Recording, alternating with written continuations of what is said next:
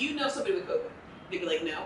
Do your friends know somebody with COVID? They'd be like, no. Do your parents know somebody with COVID? They were like, no. So who has COVID if nobody knows, right? That's what they were saying. I don't know this, right? The reason behind them requiring you to do a COVID test in 7 days because they don't trust you enough to self-isolate for 14 days. You guys should find those fake COVID exams, bringing your disease behinds to Nigeria, going to weddings and funerals, killing everybody. At 65 and 75, the amount of Nigerians, hey, who have died in just December. I remember I told somebody, oh, God told me this, and they said, are you sure it wasn't the devil?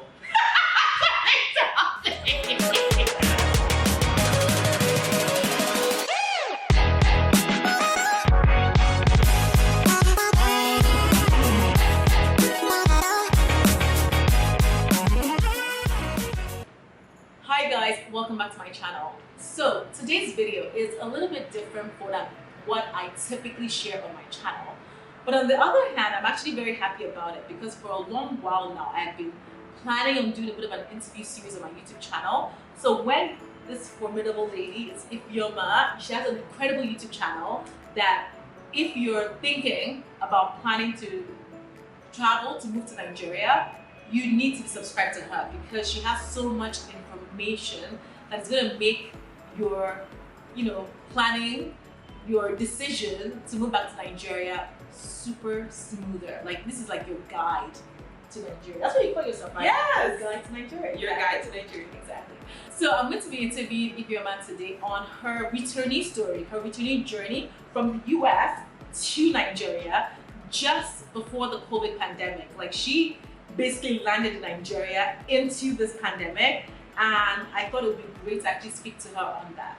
This video is going to be different. I don't even know why it's going to be different. It's going to be different because I want you to give me an honest, direct, raw, I want people to feel like this is not like filter, like we're giving it to them the way exactly it is. So you guys have to stay tuned to watch this because it's going to be incredible. If it's your first time seeing my face, to quickly introduce myself, I'm going to get Iveoma to introduce herself properly down the line. My name is Sassy Funke and I am a Nigerian author. I have a book. I'm going to put it up. I'm going to steal the camera's slide. Here, you guys should buy it on Amazon. Definitely, links going to be below, so definitely check that out. I'm also a travel and lifestyle content creator. I create content to truly help the average Nigerian and African person travel better and smarter. That's what I do on my channel. And if that's something you feel you can resonate with, something that you feel you benefit from the information I share, I implore and ask you to please hit that big subscribe button down below. We're on our way towards 40,000 subscribers. Make it happen. Make it happen now so I can be happy with you. Please, I'm begging you. So I'm going to be asking a lot of questions about her journey first, reasons for moving back. We're going to be touching also on COVID-19 questions, and then finally ending with some fun, direct questions that I know you're going to really benefit from. So definitely watch along. Hello everyone, it's Iveoma, your guide to Nigeria. It's actually typically how I introduce myself in front of a camera, but I moved back from the US December 10, 2019. So I've been in Nigeria for like 1 year and like 1 month. Okay. And what were you doing in the US before? So I'm an attorney. I'm a Texas licensed attorney. And that's what I was doing in the US.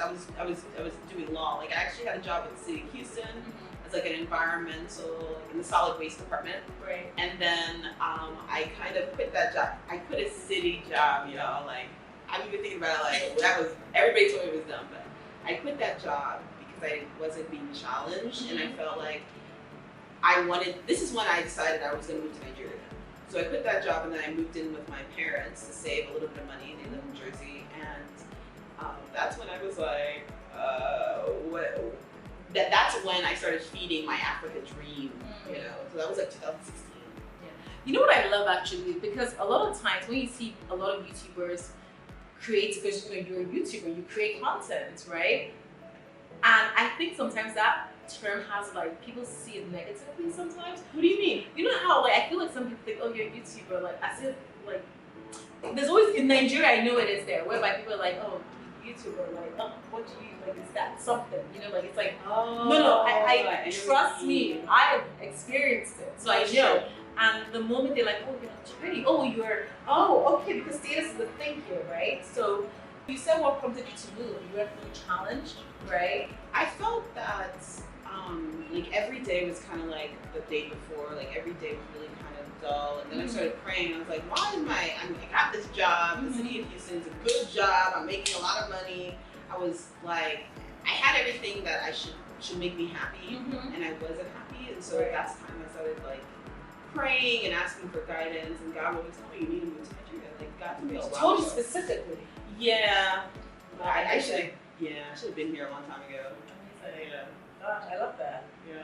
Okay, so what prompted you to Nigeria? Love, money, or a longing? A longing. Longing. Because I felt that I should be here. I can't even describe to you why I was so confident that I should be here. But it's gonna sound cheesy, but I felt like it's my God-given path to be in Nigeria.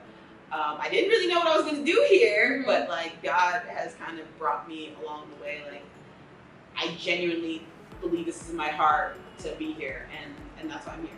Okay, so aside from creating content on YouTube, what else do you do here? So pretty much how I still make money is I started making money with my Iveoma brand, which is very interesting to me. I'm like, okay, people are starting to pay me, but I also still practice law, like in Texas.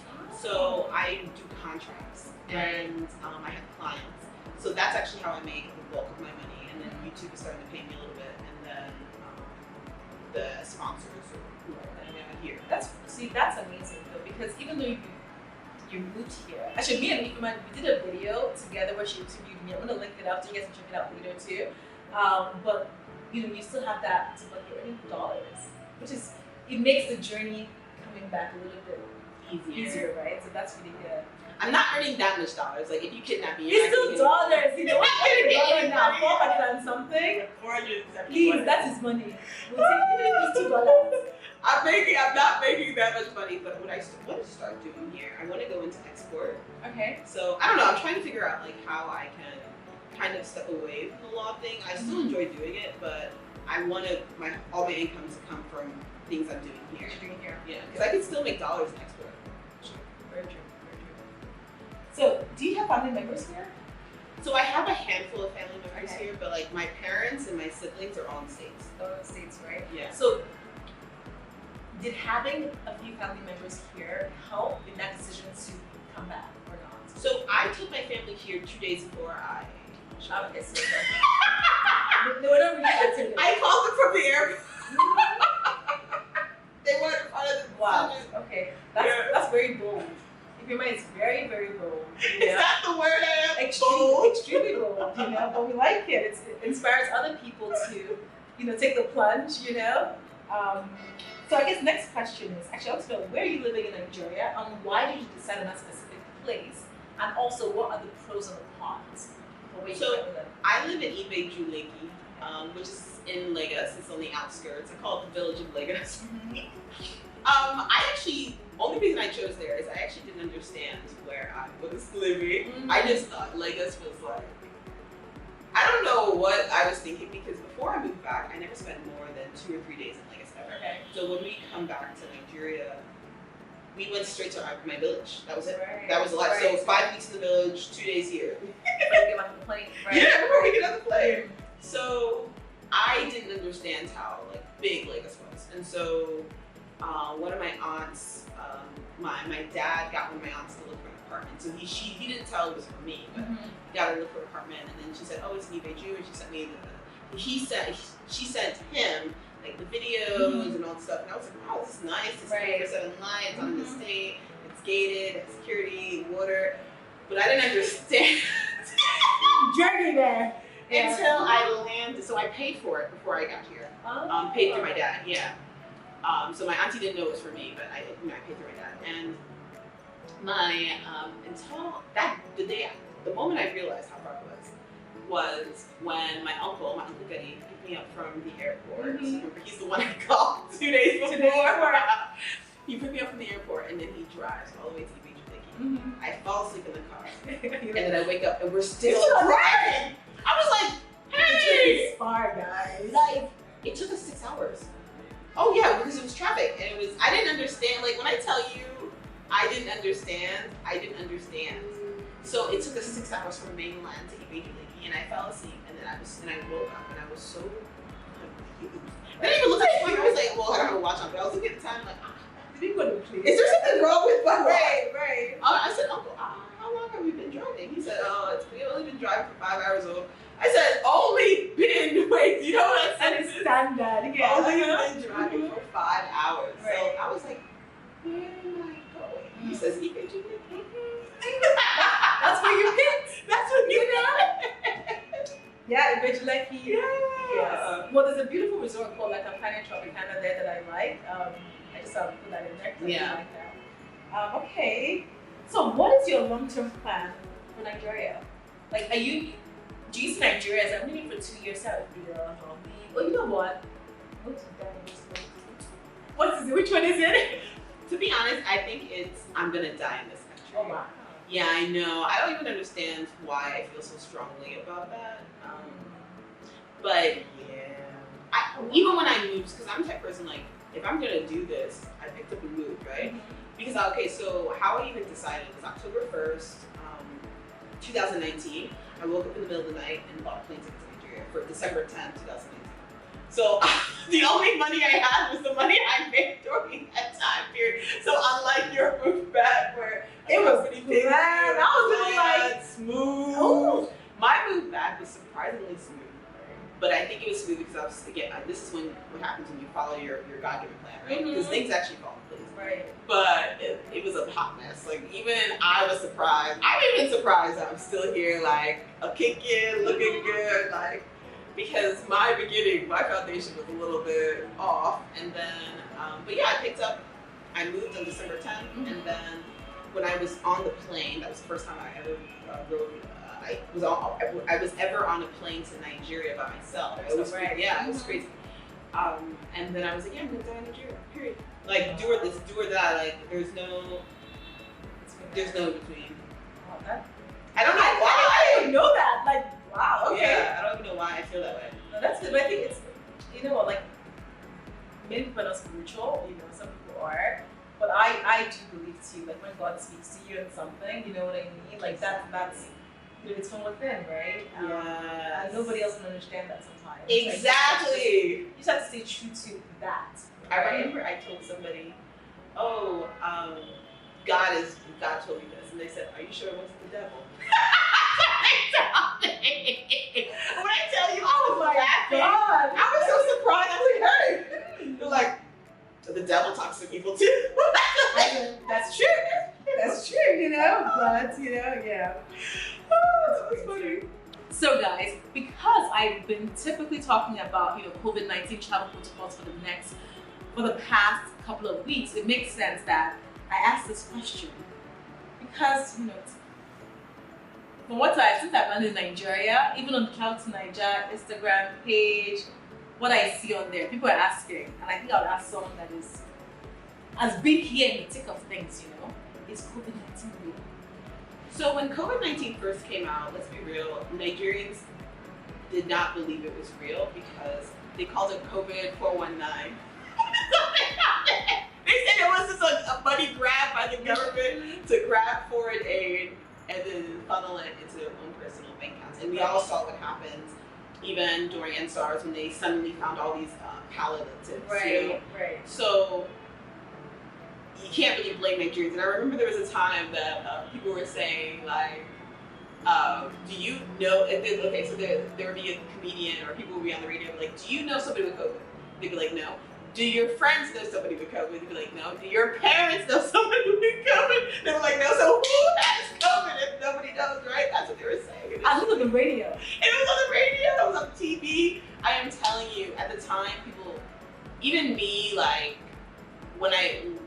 the only reason I knew it was real is because it did, I'm from Jersey, right? And I would work in New York. So I actually knew a lot of attorneys, I knew a lot of doctors, I knew a lot of nurses who, people in my family, they got COVID. And so that's why it was real to me. But I feel like if I didn't really know anybody with COVID and they maybe lived in other states and Nebraska or whatever it is that doesn't really have that much. I was like, you know, but COVID became real here, even for me in Nigeria, when this December, when all the UK people, all you guys, got your viral strain. That's about US people.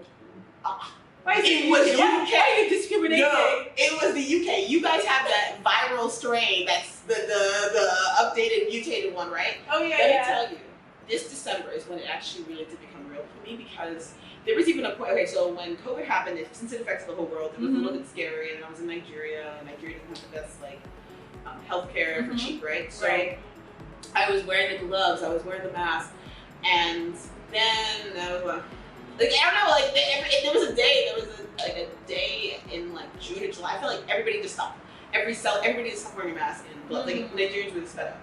And then this December, the only reason it became real is because all the UK people came. And the reason I say the UK people is because all the Nigerians from the UK were the ones who were buying those fake COVID exams and all that stuff. Yes, you guys were buying those fake COVID exams. Do you agree with that? Yes. Comment below, guys. You must agree. You know it's true. You guys are buying those fake COVID exams, bringing your disease behinds to Nigeria, going to weddings and funerals, killing everybody.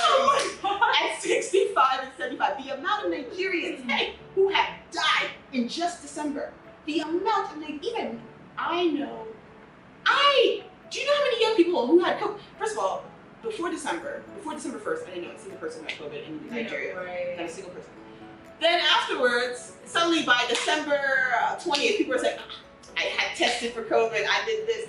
Like, I know about 25 people who tested positive for COVID, which means, in Lagos, just Lagos alone, which means that all the other people who didn't go and get tested, like those numbers are crazy, right? Because a lot of people don't get tested. They think they have malaria. Right, they treat malaria. So what happened is I was also in a wherry in Anugu for Christmas.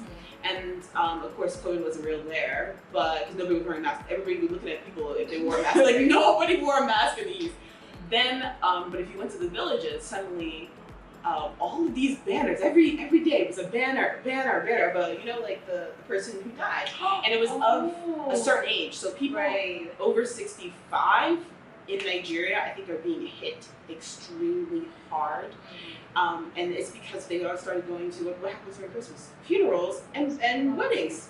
Yeah, like a lot of older people have died here. And a lot of young people, I don't think the young people are dying, to be honest, but they're spreading it to the older people, and they just can't handle it, you know, biologically or whatever. So, but you know, Nigerians would say they died of malaria or died of old age, like, but to be honest, it's just too many. Like, it's just, like, okay, so I went to my friend's village, this is like 30 minutes outside of where I forgot her name, and I called her just like 2 days ago, and she said that more people have died this Christmas. She said she sees a banner everywhere, always all in the village, and more people have died this Christmas than ever before. And then I've been talking to my friends from other regions in Nigeria, and they're all saying the same thing. So to me, COVID became real this December when I knew people who had COVID, and because all these, even billionaires now are dying. You see the news every day, a billionaire has died. Or somebody who's like a wealthy businessman. Before, if you check the news, just when COVID was in the height, like COVID-1, no one died. No. Very, very few people died. Period. Very few prominent people, and then they were all died at old age, like how old they are. But now it's just too many people have died, and then they die after like they go to weddings or funerals. It's always that way. So what would you advise people that are planning to come to Nigeria now over the next couple of months? Come to Nigeria now. It's probably safer than the US. But I did tell my dad, I'm like, Daddy, you can't come to Nigeria. You're going to be wiped out. Age is a factor. Yeah, no, age is a factor to me because, I think age is a big factor because it's just people of a certain age range. So actually, it's funny thing you mentioned this. I spoke to my dad. I was like, Dad, you can only come when you get the vaccine.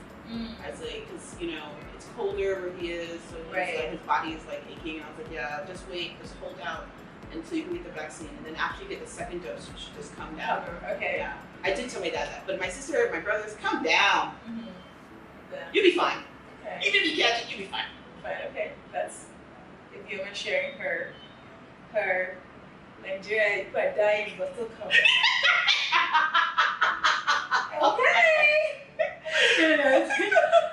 So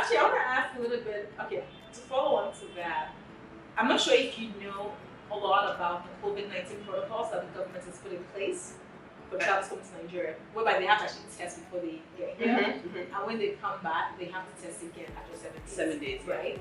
A lot of Nigerians are complaining that, it's so expensive. Like, we have to test privately over there, then come here, test 7 days again. Why can't we just self-isolate? Why do you have to test when we get here? So, for example, the US, you have to test now before you leave Nigeria, but when you land in the US, you don't essentially have to test if you want to. Yeah. So, do you agree with the Nigerians that are saying that we should not test when we get here? So I remember when that protocol was first released, they said Nigerians called it a money grab, right? They really did. They called it a money grab. And then even me, I guess, I don't really know much about it to understand why test after 7. Like, what's the difference? What's gonna happen? Okay, so they test after 7. Is the Nigerian government gonna pay for them to be quarantined? No. I think in the past, when they did. They used to like keep like.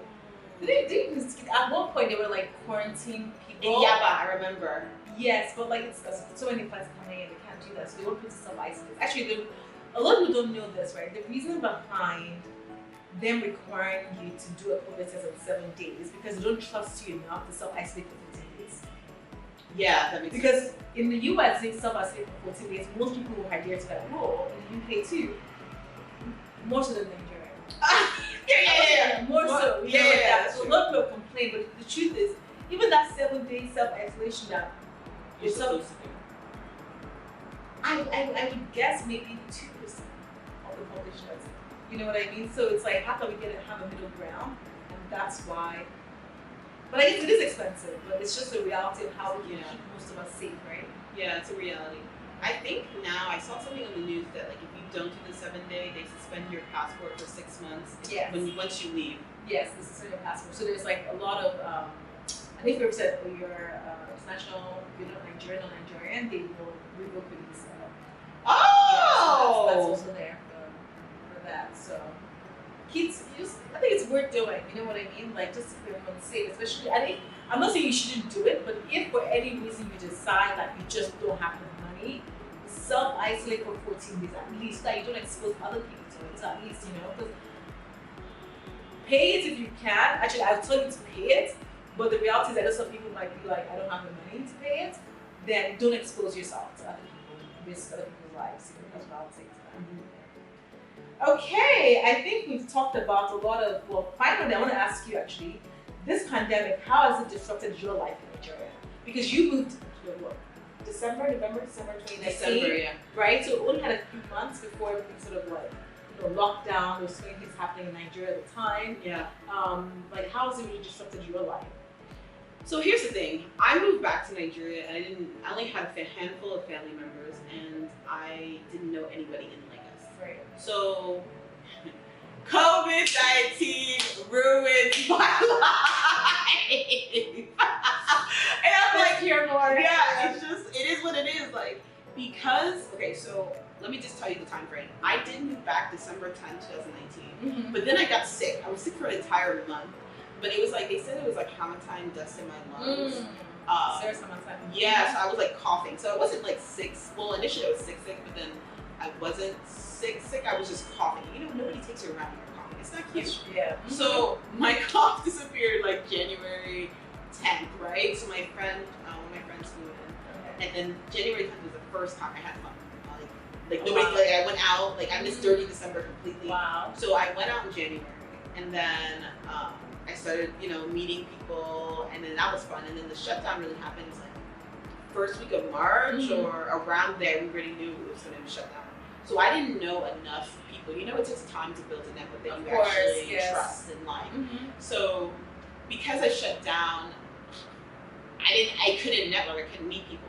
In Nigeria, every single thing you experience in your life here is because of the result of your network. If you don't have the right network, you're not enjoying this place. You're not. You're not gingered. Yeah. Networking is important. And networking is everything. And so I moved back. I didn't know anybody. I lived in Lekki. So I have a very different returnee story because I do think the positive to that is that I became like adapted really fast, right? Because I'm in the village. I'm in Ibeju, like I'm in Ibeju, Lekki, so I'm going to the marketplace. I didn't go to grocery stores. The closest shop right in traffic is an hour away from me. So wow. Yeah, I went to my food I eat is from the marketplace. I don't go. Oh, wow. Yeah, I go to the marketplace and I negotiate. I'm seeing the prices and I'm asking people, okay, what's the price I should pay? And then I'm seeing people are ripping me the off completely. So I'm going there and I'm fighting for a couple of dollars, but you need to learn how to do that. And then I went to the marketplace by myself. I did a lot of stuff. I drive by myself. I do so much stuff that I just had to do. So I do think COVID helped me adapt really fast. Was it a little bit also self-reliant? Yeah, I became complete. So it's like right. in the States, like how self-reliant I was there, I was in Nigeria, which is very different. So a lot of people, when they move back, because things help is so cheap that you don't become self-reliant at all. You have so many people around you. You have the driver, you have your cleaner, you have your maid, you have the housekeeper, somebody who cooks for you. You have all these people in your life. But for me, at that time, because it was COVID, I was like, oh no, nobody's gonna come to my house and all that stuff. So I didn't have that. And so I think I have a very different returnee story. And as a result of that, it's kind of strengthened my resolve to be here. So I feel like that's amazing. Yeah. That's actually good. That's good. So now looking back, it was actually very good. But going through it, I was like, hey, I knew God would punish me. Like God told me in 2016 to move to Nigeria, and I'm here in 2020. I deserve this punishment. Right, you deserve it. I'll take it. Yeah, I'll take it. Because I was like, of all the years I could have moved back. Right. 2020 is what I meant to come now. Okay. With this crazy worldwide, the first ever. Yeah. This is the year I moved. Not 2019, which I could have moved. Not 2018. Right. Not 2017. This 2020. I was like, I deserve it. Yeah, but you're here. You're surviving. You're surviving. You're thriving, which is great. So guys, we're going to go to a bit like more of the fun stuff. We're going to be a bit more chilled here. So I'm going to ask Iveoma some questions, some fun stuff, just to, you guys get to know her a little bit more chilled, Dating in Nigeria, tell me about it, good or bad? I think dating in Lagos is hard because so many people here are married. I just think so many men here are married. And, I just think dating in Lagos is really hard. It's fun because, especially since you're on the island and men will take you out. And how do you meet people? So initially, I just met people by just going out and then I would be introduced. Then during COVID, I didn't date at all. During COVID, I just didn't date at all. And then now I'm meeting people. No, I'm meeting people the same way, through introductions. I think that's the best way, is through introductions. So randoms, like men randomly approaching you. It could be okay, but I feel like that's not good. Yeah. You need to be vetted. Okay. You know what's funny though? I'll drop this in here without saying too much. I actually tell people, back when I moved back, I used to tell people to go online dating. Really? Even though I think Tinder has evolved in Nigeria in many ways. I think it's a different type of app. It's a different type of app now. It's a brokerage app. Yeah, exactly. Because I've had friends that are married on Tinder, married people on Tinder that I've literally dated on Tinder and married. Yeah. So I think it's all these. I always tell people all these platforms is about knowing how to use it. Okay, I need to figure out how to use it because I feel like all those places are now the smash spots. Yeah, no, but I think with anything, set expectations, right? From the onset, never go with the flow. What is, that is, that's a bad word. Let's take that offline. Okay, so the next question is your favorite Nigerian food. My favorite Nigerian food is, I love very ripe plantain, almost bad. Yeah, the one that's 1 or 2 days away from going expired. I love that one. Fried after me. Then egg sauce. I don't know if that's not Nigerian enough, but I like egg sauce with fried plantains and meat. That's just that's yum. And then I guess my second favorite would probably be okra soup with you like beans? I love beans, but I mean, if it came to okra soup and fresh pound yam, you just cut the yam, you cooked it a little bit, you pounded it. That one would always come first. Okay. Yeah. I love beans. Beans and plantain is ish. Beans and plantain is delicious. Yeah. There's so many delicious Nigerian foods, but those are definitely my two. Amazing. Your favorite area in Lagos and why? So I'm still discovering Lagos right now. Okay. But my favorite area right now would probably be Lekki Phase 1. Lekki Phase 1, why? Not because of the size, it's not really that big. It's more like the thing, there's so much stuff at every corner. That's where you meet people. No, lie, I'm going back. I'm taking it back. Ikoyi. Ikoyi. Okay. Ikoyi. It's not because of the things that are happening. I love Ikoyi because when you go into places, the quality of the people that you meet is really good. You can meet you can meet people you recognize. You can meet CEOs of certain companies. You can meet a lot of I call it dream helpers. Dream helpers. Yeah, dream helpers. People in Lekki, what are they? They're not dream helpers. No. Just guidance. No. Of the gathering of the matching and dream helpers. No. Lekki Phase 1, you can network and really, but I feel like the best creme de la creme connections I have ever made have been in Ikoyi, right? Yeah. Yeah. No, Ikoyi is it's a nice area. Yeah. That's nice. Favorite restaurants and why? Okay, so this is going to be hard for me to answer because, I don't know that many restaurants here, and let me explain the time frame because when I only know buka places because I live in Lekki. Okay. And so during COVID, so from March to September especially, I didn't eat out. I didn't eat at a restaurant. I eat out if I cooked my own food. Or if I wanted to splurge, I would go to these mom and pop shops, these buka huts, and buy some Chinese fried rice. So a lot Chinese fried rice, how much is that? It would be 1,500. Oh, it's not bad. And it would come with chicken. When you're in VI, you get 1,500 for a meal, and you're like. But yeah, you can get cheaper things and it's delicious. So I don't know that many restaurants, but I'm starting to go out now. Place I like to go to is the W Bar, but I don't really eat there. Okay. Yeah. Never been there. Oh my god, it's so much fun. Where is it? It's it's wait, so is it the one that's under? Yeah. Yeah. Oh, I think I've heard about it, but I've never been. I'm gonna go with your husband. It'd be fun. Dress up and go. These days, it's Netflix. It's my date nights. Oh, okay. Do this, or you are not a Elegushi. Do what? Whatever it is, you need to answer. Do this, or you are not a Elegushi. Try to run down people when they're crossing. Wow. Okay. But you know what I'm saying? People are trying to cross again, you're honking at them. You're like, why are you trying to cross now? You're not going to reduce your speed. Maybe I'm not a Elegushi. No, man, what was it? Yeah. Okay, next question. Where would you advise any returnee to stay? The first location. Given the fact that you know which is really far, where would you actually advise someone to stay? VI or Ikoyi. Why?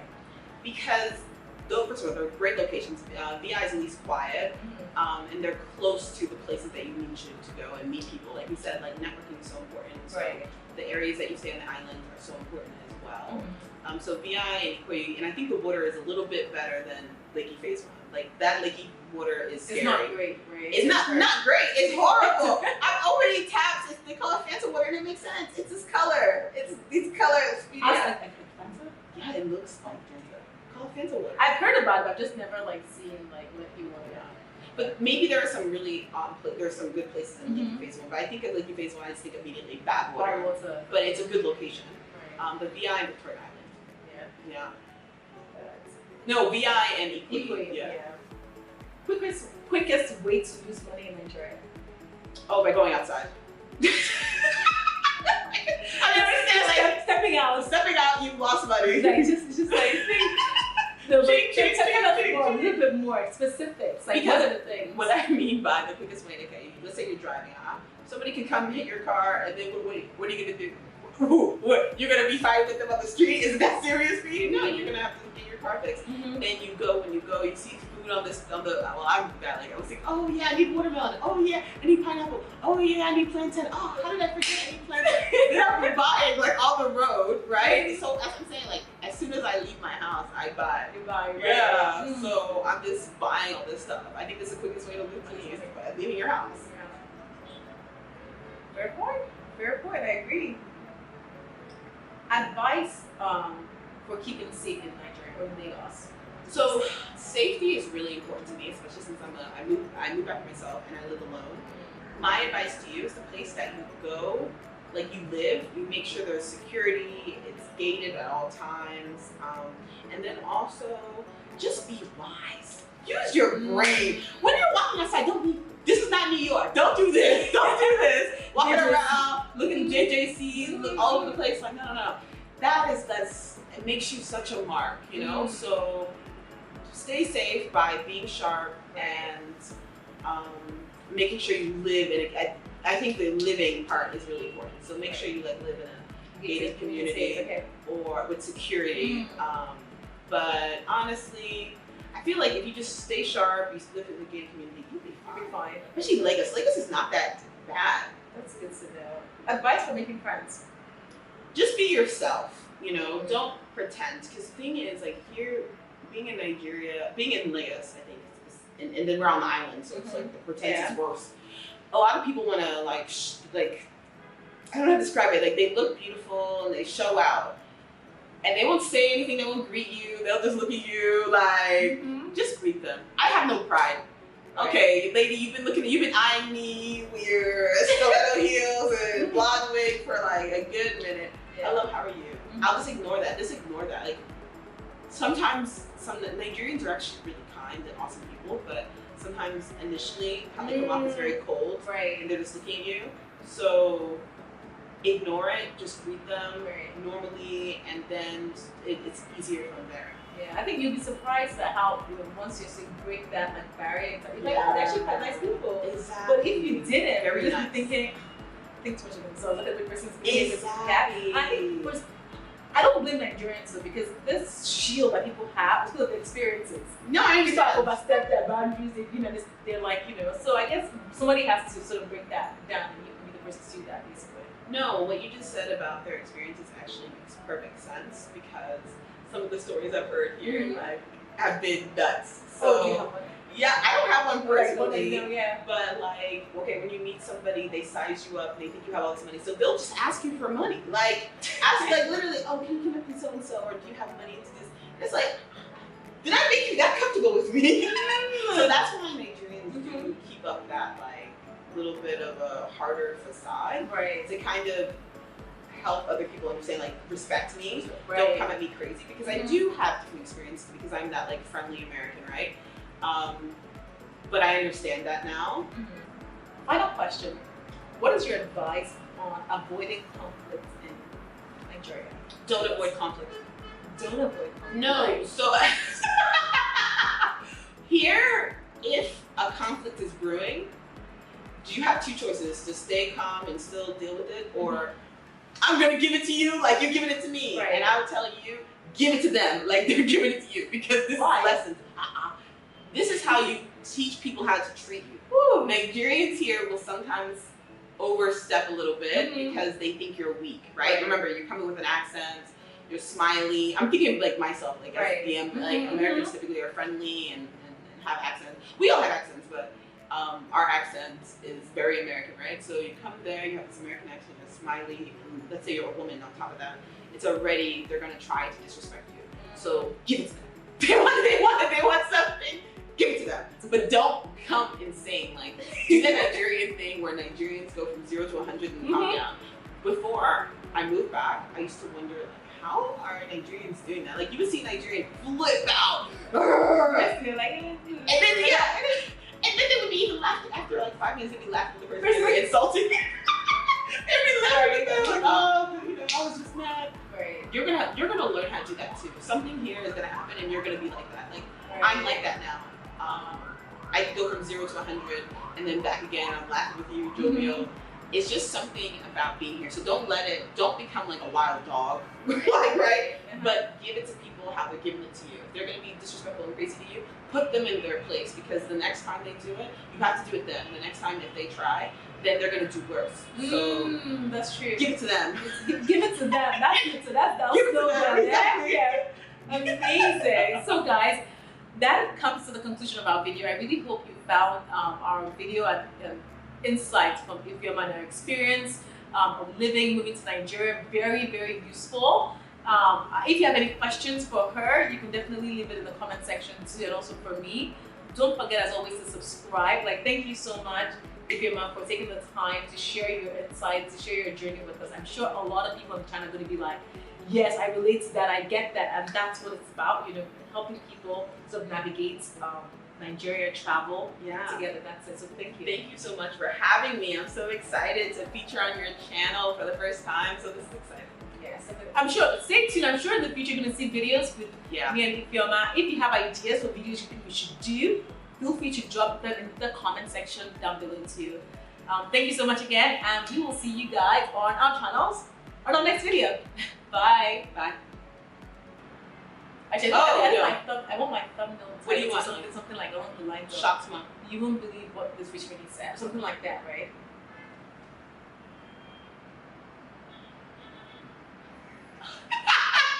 I find this the most awkward thing to do, but no, but you have to. Yeah.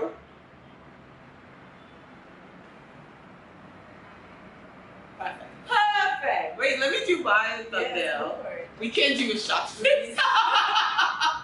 know what's really funny? No, like, I recorded that. I'm still gonna put that like in the end credits. Like.